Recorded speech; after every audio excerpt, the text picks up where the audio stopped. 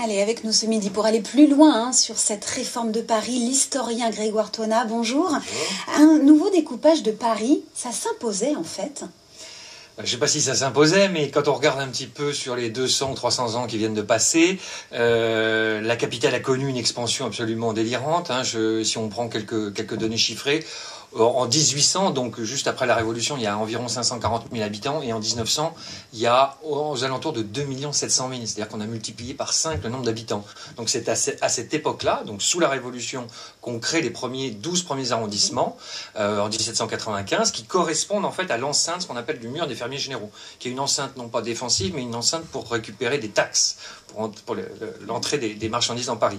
Et c'est sous Napoléon III, donc on est en pleine période en fait d'essor industriel, c'est la révolution industrielle, donc la population connaît une expansion énorme, que Napoléon III prend la décision de créer d'autres arrondissements, et donc en 1860 on crée les 20 arrondissements, qui correspondent là encore à un autre découpage, qui est l'enceinte de Thiers, qui est une enceinte fortifiée qui protégeait Paris, mais qui était plus large que ce que n'était réellement la capitale. Et donc à ce moment-là, on englobe un certain nombre de villages comme Auteuil, Belleville, Passy, Vaugirard, qui sont intégrés en fait dans le nouveau découpage administratif. Mais d'un point de vue démographique, là, ça s'impose de réunir ces 4 premiers arrondissements?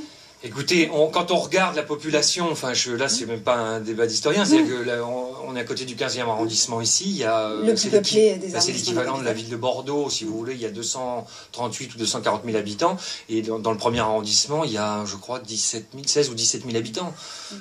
Oui, il y a des décalages. Ça paraît assez naturel. Paris, c'est une histoire de pouvoir. La capitale, elle a un maire, en fait, depuis 1977 seulement. Oui, c'est Jacques Chirac. En fait, c'est Valéry Giscard d'Estaing qui décide à nouveau de créer une mairie centrale. Donc voilà. Mais donc derrière, il y a toujours eu un enjeu historique, parce que qui contrôle Paris, qui contrôle la capitale, contrôle la France aussi. Donc il y a toujours eu une lutte entre l'État et donc la préfecture, puisque c'est le préfet de police aujourd'hui, il y a toujours un certain nombre de rôles, de prérogatives par rapport à la mairie. C'est ce qui était expliqué dans le précédent reportage. C'est que le maire, il a des pouvoirs très limités, et les gens ne savent pas ça en fait. Le citoyen ne sait pas ce genre de choses.